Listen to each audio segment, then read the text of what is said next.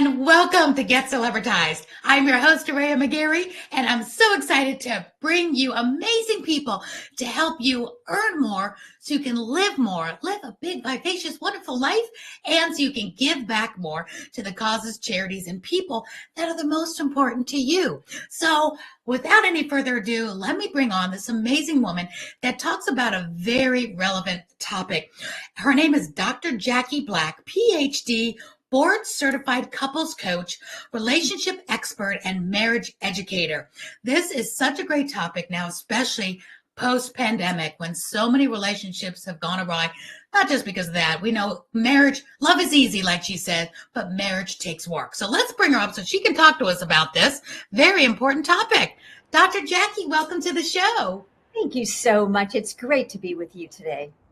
Oh, it's really good to have you here with us. This is such an important topic, and I want to dive right in. I know reading your bio, getting to know you a little bit as I did my research, that I love when you say love is the easy part. Marriage can be hard, it's work, but you were married and you lost your husband. Let's talk about that because I want people to know you personally a little bit before we dive into why they should listen to you, why you've got this expertise besides just being board certified and well educated in the realm. You have a personal experience in love and marriage and loss. Right. I was once divorced and twice widowed. I did not know twice widow. Talk to us. Tell us a little bit about how that works into the relationship and what you're coaching and teaching these days. When I was a psychologist in private practice, my subspecialty was grief and loss and life-threatening and chronic illness. And I worked in that field for a very long time. When my second husband, Gary Black, was diagnosed with cancer, my lived experience then got added to my education and to my work with clients. And there were so many things that I experienced that you can't learn without lived experience. And after Gary died, I was alone. I never say I was single. It's so foreign. I just never spoke about myself. Single. Yeah, what do you mean single and alone? Isn't it the same thing or not? To me, it wasn't. You know, being a widow and being alone is very different. Being single just felt different. So I never talked about myself in terms of being single. Anyway, I was alone for many years, 16 years, until I met my third husband, Mark. And Mark and I were together only for 3.5 years, and he also died of cancer. This cancer, they've got to find a cure. Been around way too long, that's for sure. Way too long. And again, my experience with Mark was very different than my experience with Gary. They were different. Our relationship was different. And I was different with each of them. And I was older when I was married to Mark. And so that really added, and I know this is a funny word, but enriched my experience working with couples who are living with life-threatening and chronic illness and partners who are grieving. So what is your expertise that you love to teach on most? Is it like if people are going to call you, would it be best that your sweet spot is helping the couples through if they're going through something like that, an illness, and maybe they're having some hard times trying to cope with that? Or tell me, like, what is that? I know you deal with a lot of people, but the sweet spot to help people, because marriage takes a lot of dips and turns. You got newlyweds, you got in the middle, you got maybe that 40-year itch, all the different stages that marriages can go through is so different. Tell us kind of like your sweet spot on who you like to help best. It's very different. You're right.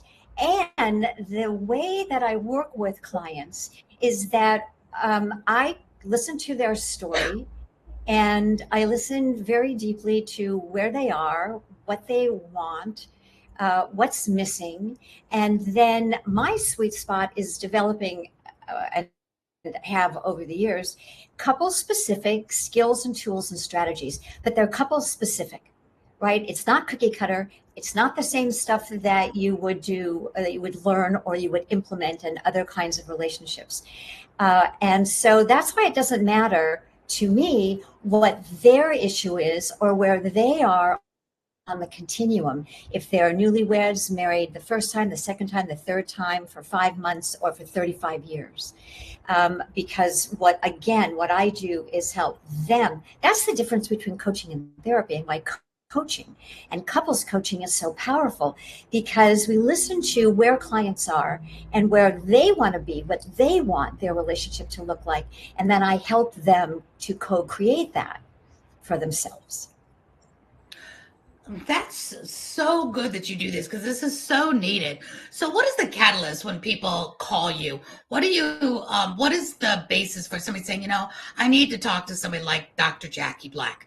Do they get to like the end of their rope, or is it better to come to you when they're doing well and they want to make sure they're well equipped for the storms?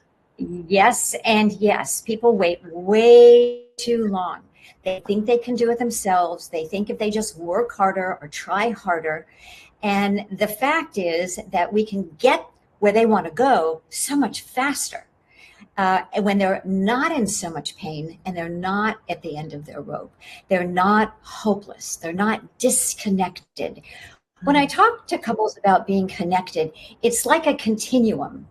And the continuum is energetic, right? And if you think about a continuum and you're at the zero, at the midline, then it's out infinity to each end. One end is intimacy. The other end is alienation. And you never want to get to the center place. You want to stay in the half of the continuum between intimacy and half the space to the midline. That's the place where people get aha moments. It's like popcorn happening. They can implement faster. They heal faster. If there are hurts, deep wounds, resentments, betrayals. Once people get past the midline, or they get further along toward alienation, then it takes longer and there's more work to do, because they have to work through resentment, hurt feelings, trust. Does that make sense? It makes absolute sense. Have you ever gotten a couple that you really just know that it's beyond help? It's too late. This is beyond repair. Or have you ever had one that you thought could have been beyond repair, but it did have a happy ending? Yeah, no, I never think I know. The intake that I do is very specific, because I want to work with people who are respectful, who take responsibility. If they are not taking responsibility for what they have co-created, that's a problem for me. So, because we have everything that we created. If you want to change, I want to know where partners think they are and where they want to go. This will surprise you. One of the first questions I say to couples is, what would you like to be different? How would you like this to be? And I get blank stares. People know what they don't want. People know what they don't like. But it takes some couples, most couples actually, a little bit of time in the conversation to really identify and to bring language to what they want. And you can't create what you want until you know what you want. So go ahead. No, that's interesting, because a lot of people, it's so funny. People know what they don't want more than what they want, or vice versa.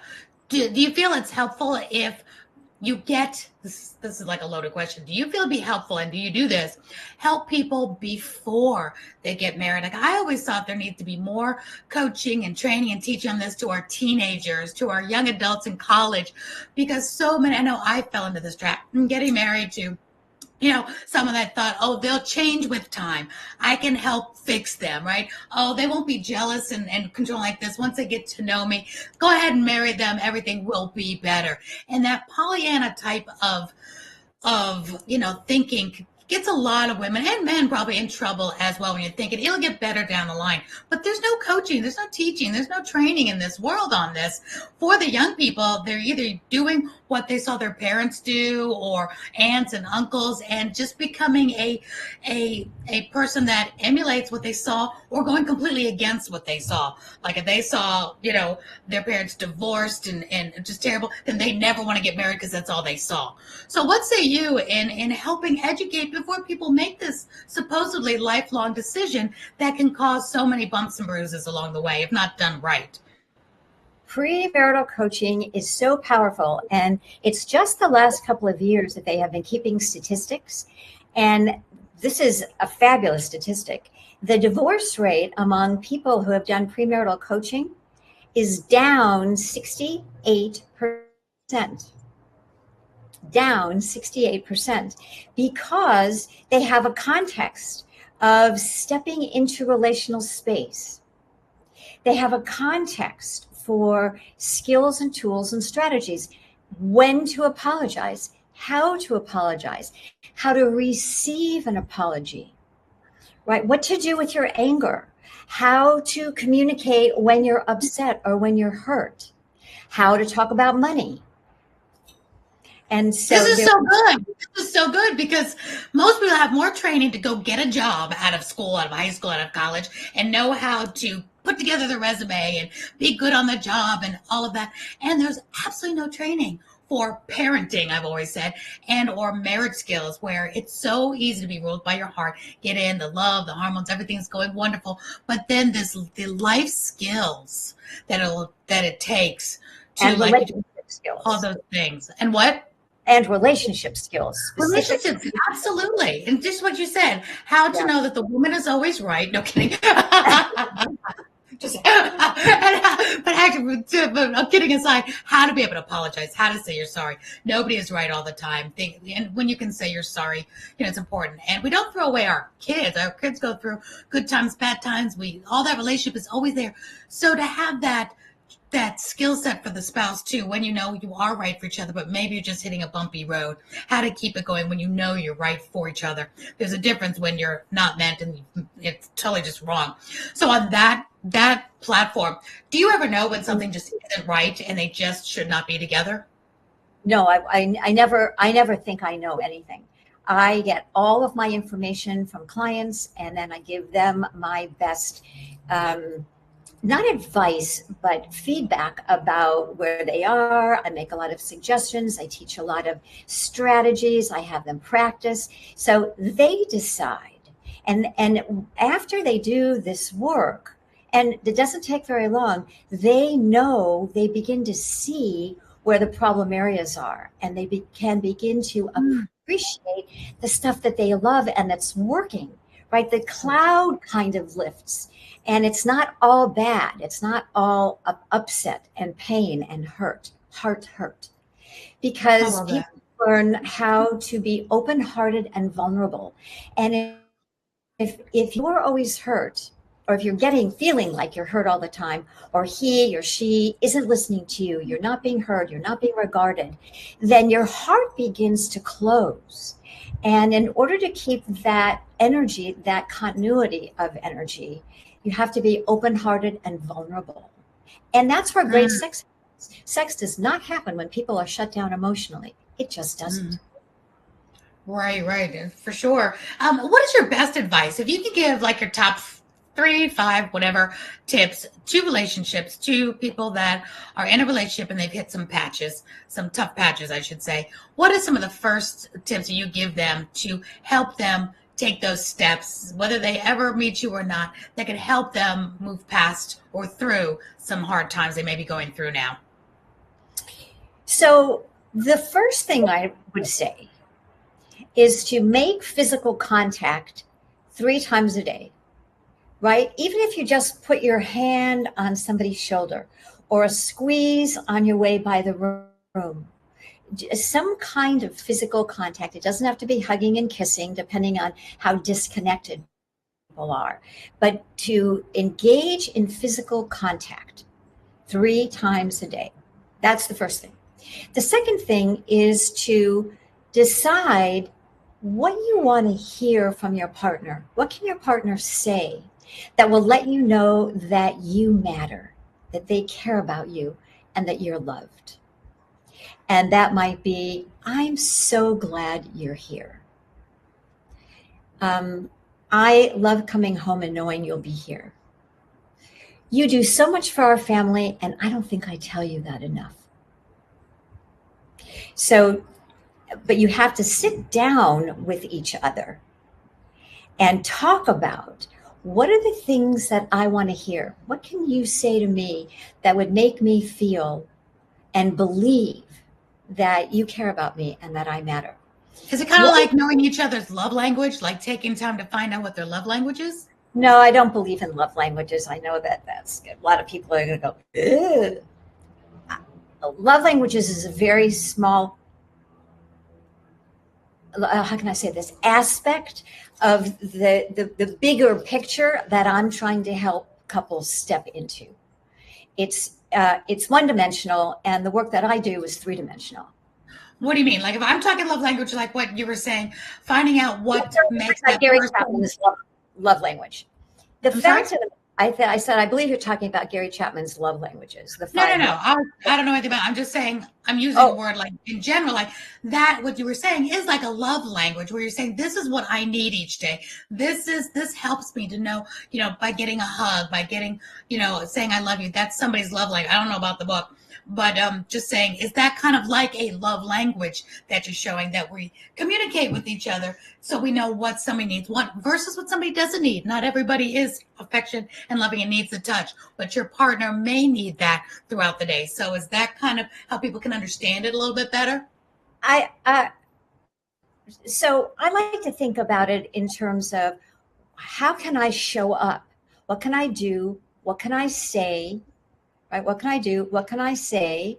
And is what I'm doing and what I'm saying matching what you need? Because I have to be involved and invested in who I am and show up in a way that matches for me. And so I want to know what that is first. And then I want to know what you need so that I can be me and show up as my best me in your presence for you. That makes perfect sense. I got it.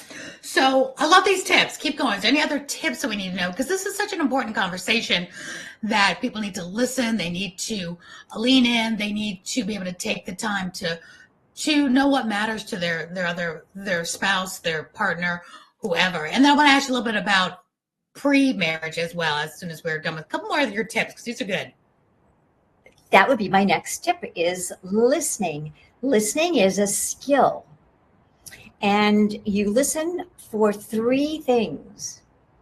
You listen for feelings, you listen for information, or you listen because you're going to offer feedback, not advice, feedback from your lived experience if your partner is asking for feedback. So learning how to listen and learning how to extend empathy.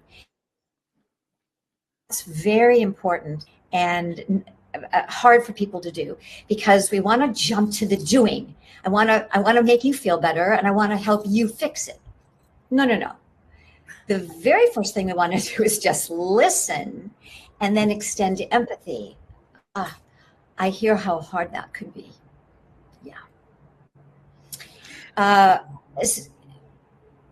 No, go ahead. Did you have okay. No, I was going to say, reminded me of that feel, felt, found that we did. I understand how you feel, and it's just making that connection where people are listening. I always say God gave us 2 ears and 1 mouth to listen twice as much as we speak.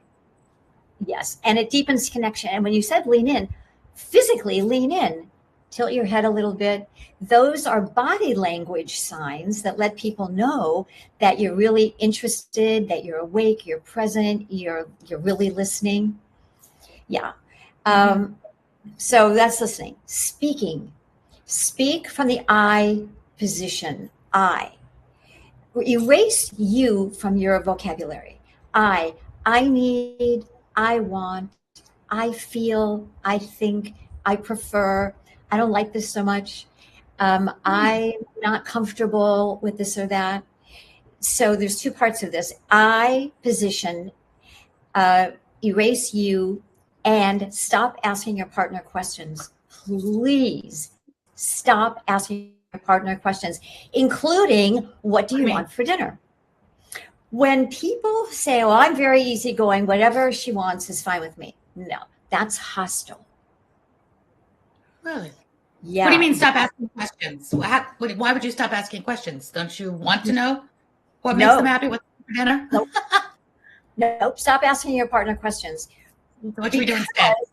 Yeah, because it's off-putting, and then the question sits in front of you. So if I want to go to dinner tonight, for example, I will say to you, I would love to go to dinner, and I'm thinking that I'd like a salad, but I could do Peruvian too. So I am showing up. I'm stepping in. You've got something to bump up against. I'm present. If I ask you a question in a vacuum, I'm not present. And it really does translate energetically and unconsciously to partners as hostility. Oh, anything you want. Yeah. Oh, anything you want. No, not anything I want. What do you want? Are you present? Are you participating? Such an important word, participating and contributing. Well, what if somebody really means that? Like, whatever you want, because I know I'm really easygoing and I'm happy if the other person is happy. Like, what do you feel like? So what's the alternative if you really do want them to be happy and you don't really have a preference? What is a better way to say that? Hey, let's think of a place to go. I could eat anything right now. I'm not really having a craving. You're saying to be better with how we articulate it instead of just, whatever you want. Kind of explain that. You are not showing up if you defer to me. And if you don't have a preference, then how lovely is it to say, yeah, that sounds good to me. I'd be happy to have a Peruvian or go get a salad.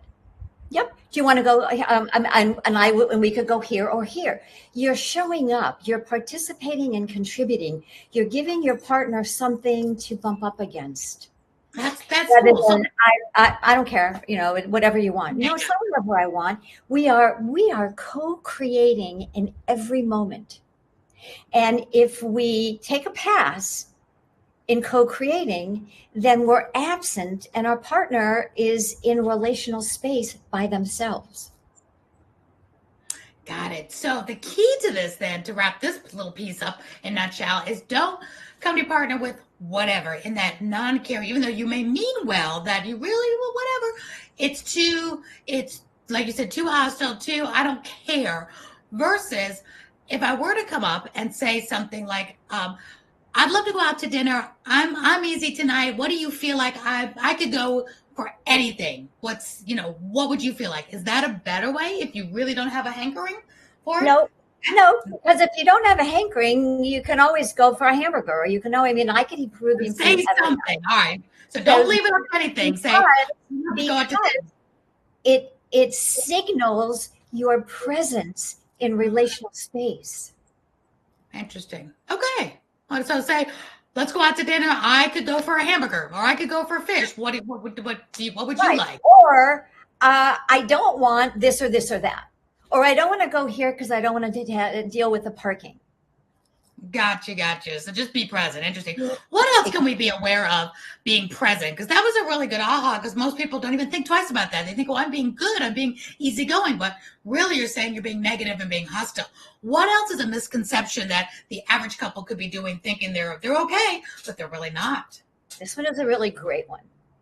Oh, good. When couples are, generally it's one person, and often, sorry, ladies, it's the lady, it's the wife or the female partner.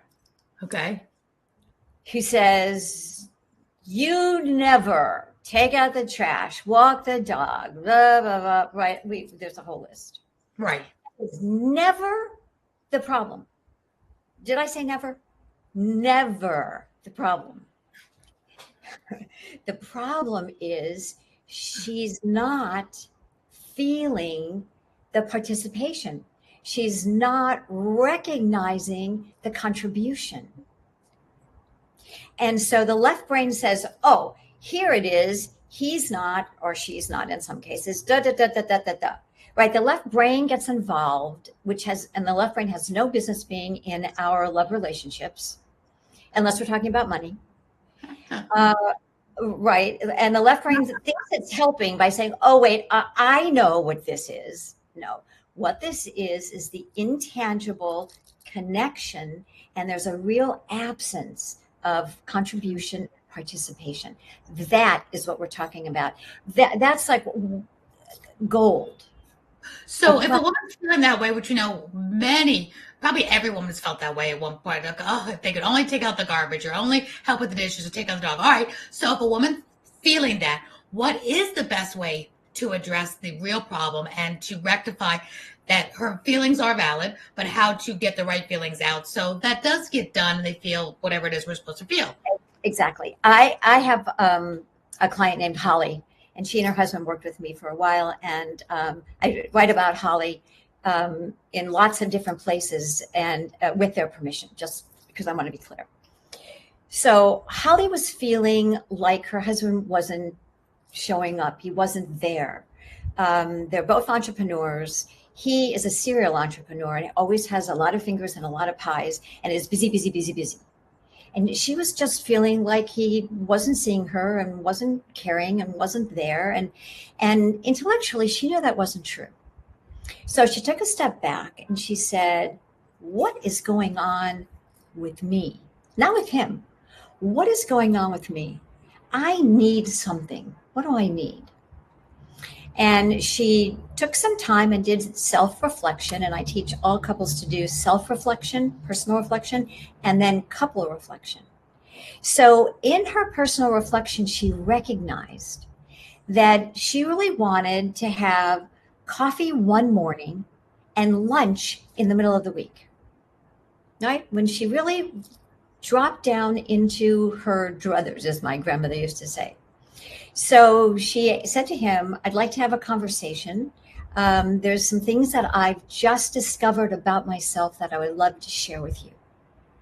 So they sat down, they made a time. That's another tip I'll give you in a minute. So they scheduled a time to sit down and talk, a time where they were both free and available to really listen open-heartedly and vulnerably. And she said, what I would love is to have coffee time just for 15 or 20 minutes one morning before we go off in our different directions. And I would love to have lunch out, like on a Wednesday or a Thursday every week. What do you think? How does that sound to you? And he was so excited about that because he was missing her too, but he didn't sort of recognize it or put language around it. And that is often true. If one person is feeling something in a relationship, you are not alone. You are in a relationship, and it's highly likely that you're both experiencing it. If you're unhappy, believe that your partner is unhappy too. That one person is not happy and excited, Two ways, and satisfied being in a relationship, and the other partner is dissatisfied and unhappy. That's such a good point to make, that you're not alone. If you're feeling frustrated, you're feeling, not happy, you're not hiding it from your partner. They're feeling the same way, but nobody's talking about it. So this is really good. It reminds me, Dr. Jack, you appreciate this. A love story that I just love, that I don't know if you remember Mary Kay Ash. I did Mary Kay for 20 years. And I just love Mary Kay as a woman, as a person. And she would always tell us about her, and it's in many of her books, about her third husband. I think it was her third husband, because she was a widow too as well, twice. And she would tell us about how ever since they met, every Thursday, because they met on a Thursday, this is so romantic. They met on a Thursday, and her husband gave her a gift every Thursday for the entire years. They were married for years and years and years. Don't quote me. I don't remember offhand, but it's like 20 years or whatever. Every Thursday without fail, she got a gift from him. And what she would say was the most important. Some Thursdays, it could have been a piece of jewelry, a diamond, something really expensive. Other Thursdays, it could be a Hallmark card that just says, I love you. Other Thursdays, it was a package of peanut brittle, which he knew was her favorite sweet. So it was like, sometimes it was just something so little and didn't cost a lot. Other times it was more extravagant, but it was Thursdays because they met on Thursday and he never missed it. And I guess that just to me, what say you about that? What does that say in a marriage when that is something that that he did without thought, without somebody saying, "Oh, I'd love to get a gift every Thursday." It's what does that say to you? That says that he is present. He is all in. And she was present because she received it. That's the other very important part of getting something or giving, is to receive. And it's very hard for many people to receive. When Mark used to go play golf, he was a golfer. He was in the golf business, and he played golf 4 or 5 times a week. Not on Sundays. We played together on Sundays. And he would come back from the club with an Arnold Palmer for me, and he'd put it on my desk. Sometimes he'd tiptoe in if I was on the phone, or if I was right, because he saw the pictures of lemonade and iced tea sitting there, and he made one, and he brought it to me. When I would pass his office, we shared a wall in our offices. He would turn. He was tall, and he had a big executive leather chair, and he would turn his chair around and sort of show me his lap, and he would say, "Step into my office." And that would mean, come sit on my lap and give me a hug. Aww. Sometimes he would come into my office and he would extend his hand, and I knew what that meant, and I would stand up, and then we would do a little bit of a dance, and then he would dance out the door. Aww. Oh. He was so dear. Those are the little things that we do and say with each other, for each other. And the message is, let me move back in my chair. And the message is, I'm all in. I'm present. I'm here. I see you. You matter. I feel seen. And it reminds me of like having that secret handshake with your best friend or somebody where you just got that secret handshake. It's like, sit on my lap, you knew what that meant. Or that little dance with that secret handshake. And it's those moments that matter. It's not always that long conversation or that week getaway to the Caribbean. It's those little moments you capture on a Tuesday that matter. Exactly right. The little moments, they're like snowflakes. And all of a sudden you have a snowdrift. I love that. I love that. Oh, that's so good. All right. As we have to kind of wrap up the conversation, such an important conversation, Dr. Jackie. And I've got your website here, drjackieblack.com, where people can email you, connect with you, read a lot of great information on your website as well. Tell us in a nutshell, people always want to know those don'ts. I mean, just people can get those don'ts. So if you give us some do nots right now, as we kind of wrap this up, give us some never ever should you ever do maybe some of these things so they can at least avoid the trappings of going down the wrong rabbit hole in their marriage, whether they're doing really well right now, whether they're in the middle of some storms themselves. These are hard. I know they're hard. And you may decide that you want professional help to really get these done. And I'm certainly here to help you and support you. Don't criticize. Just don't. It's poison. Don't blame. Blame is the number one defense process. Don't do it. Take responsibility for your part. Let's see. Don't criticize. Don't blame. Don't be disparaging. Right? Don't call names. It hurts people's hearts. And if what we're trying to co-create is open-heartedness and vulnerability with each other so that we can be in that yumminess more and more and more and more of the time, then you want to be really clear about the behaviors that don't forward that and actually hurt that or poison that. What about... And the last one would be, don't complain. Don't complain. There are ways to articulate and to share things that aren't matching for you, things that aren't going the way you want them to. But complaining is never going to get you where you want to go. Yeah, no kidding. What about the other C word? Don't compare. Oh, thank you. Yes. Yeah, and with social media, I want to tell you that is a huge challenge for a lot of people because they see what people want them to see. Don't forget that. And then they do compare. And guess what? When we compare, we always come up short. So don't compare. think about what you need and want. And if you have what you need and want, and if you don't, what's missing? Not what's wrong. What's missing? And again, it's easy to say what's wrong. That's not going to get you where you want to go either. What's missing? What do you want that you don't have? What do you want more of? What do you want less of? Oh, that's good. That's good. Well, I'm so glad your website is up here. What is the key thing on your website that you're so glad is up there to help people when they go there, drjackieblack.com? What is that star piece that people could tap into? Do you have a resource, a group, a book, a masterclass, something where they could just immediately get some instant help with you? The website is designed to help people understand how to work with me. And there's 3 easy steps. I love that part of it. And there are call to action buttons that are talk buttons all over. And when you click on that, it takes you directly to my Acuity scheduler so that you can make an appointment and talk to me this week. Nice. And nice. then you can go to the contact page and connect with me on email also. So I'm very available. And the reason that I have the scheduler button is because I want to talk to people. I don't want to give people a lot of static information. Look, we have the internet and we have more than enough static information.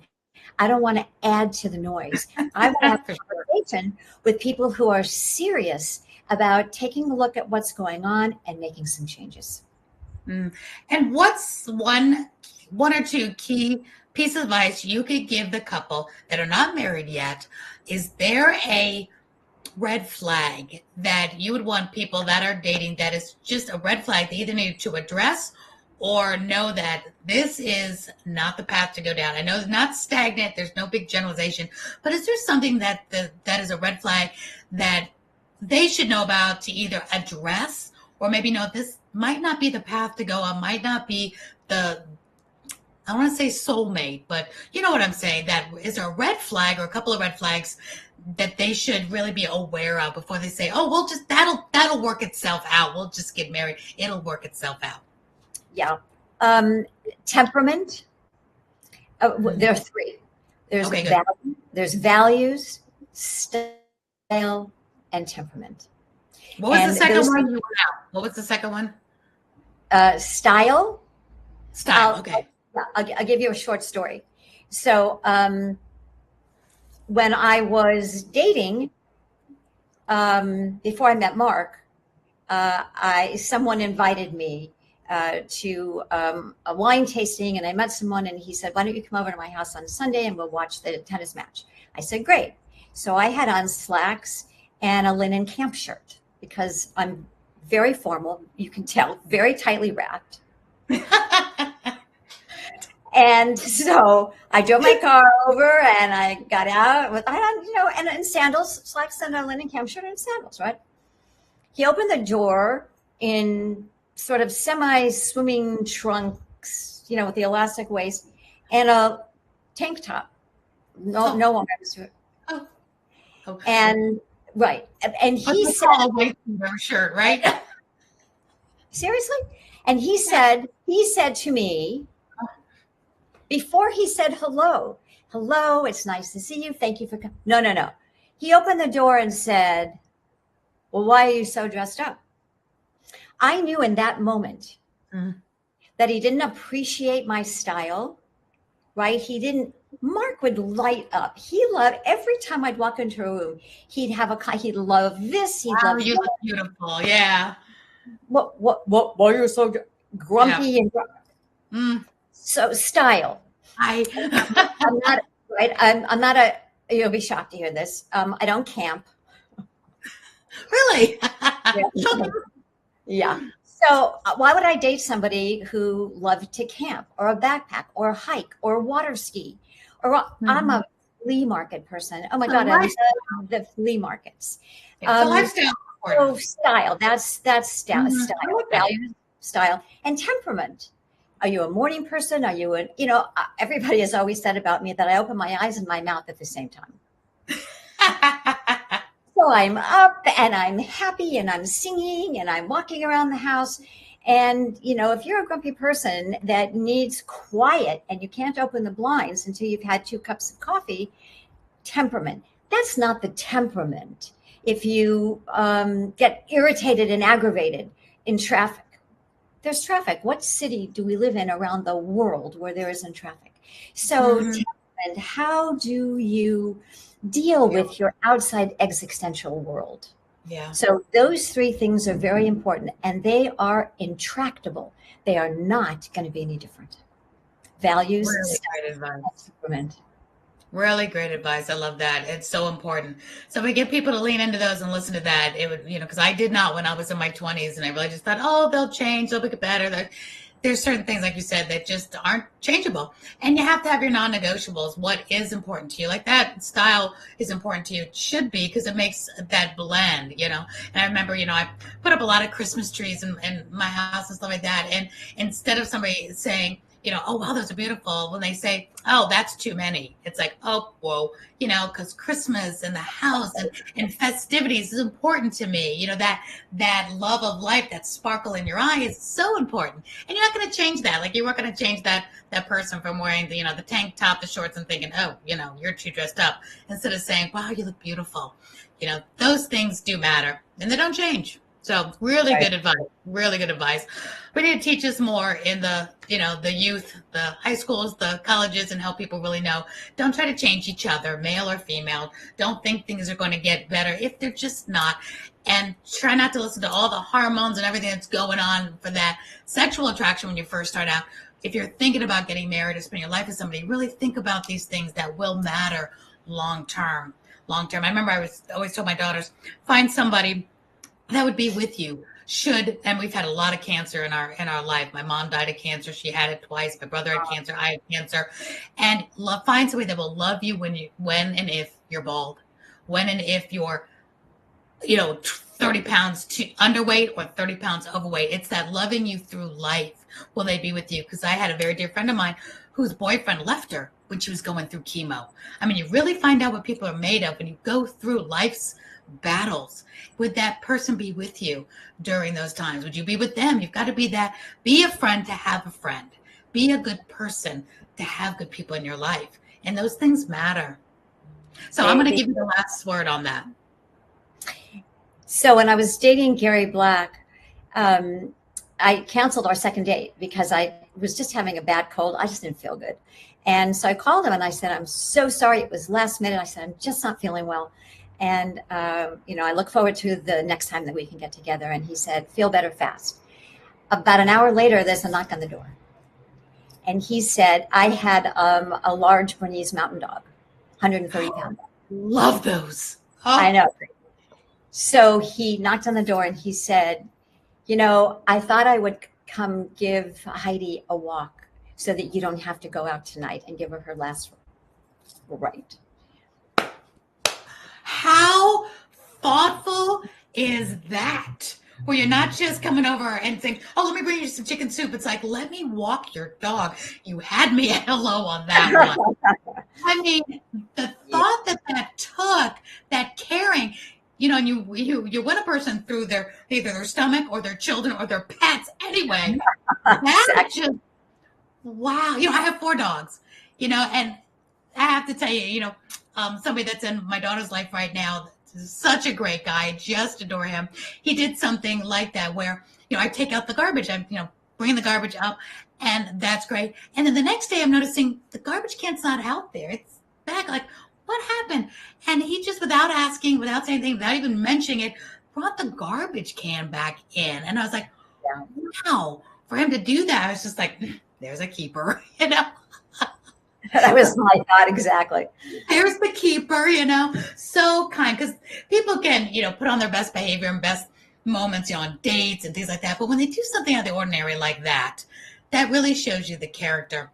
And I'm just still in awe. I came over I thought you were going to say bring you some chicken soup or whatever, but to walk your dog, that it's yes, thank you, please, because we don't feel good. We know what it's like to have to go out, whether it's cold or hot or whatever, to walk the dog. Right. I love that. Well, Dr. Jackie Black, give us now in a nutshell. I mean, I think that's a great place to end on that. But I want to ask you, that was this one final question, which I love to ask my guest is, life can be short, but life can be so meaningful as it should be. And I want to ask you, what is your legacy? What do you hope the world, your family, your community remembers you for when it's over, that they're able to say about you? What is that thumbprint, that footprint that you want to make on the world, your community, that is the most important to you? What is your legacy? Yeah, I want people to know, to see that I live in integrity. They might not like me. They might disagree with points of view and opinions, but that they know that I am honest and that I live in integrity. Well, you're doing just that. Dr. Jackie, this has been a pleasure. I hope everyone that is, whether you're struggling or not struggling, tap into Dr. Jackie Black on her website. Enjoy her wonderful, wonderful sense of help with couples. Because I think everybody at some point needs a little boost, needs a little extra help with relationships, because, life is a journey. Being married, dating, whatever, it's always a journey. And don't throw the baby out with the bathwater. Get help if you're wondering, gosh, what am I doing wrong? Or why isn't this gelling? Don't just throw it all away. Call Dr. Jackie or somebody like Dr. Jackie in your community to get some help. Because I always say you can't see the picture within the frame. It really, many times we need in our lives, no matter what the category is, to look at it from an outside point of view. So thank you, Dr. Jackie, for doing what you do and for helping so many couples. Thank you so much for inviting me to be on your podcast. This has just been awesome. I appreciate it. Thank you. We appreciate you. Thank you so much. And until next time, I'm Aurea McGarry, signing off to help you earn more so you can live more. And this was all about living more, living a good, wonderful life with your relationships and being able to help more and give back more. So thank you, Dr. Jackie, for being part of the live part of this show. Until next time, see y'all then on Get Celebritized. Thank you so much. Have a good one. Thank you, Dr. Jackie. Bye for now.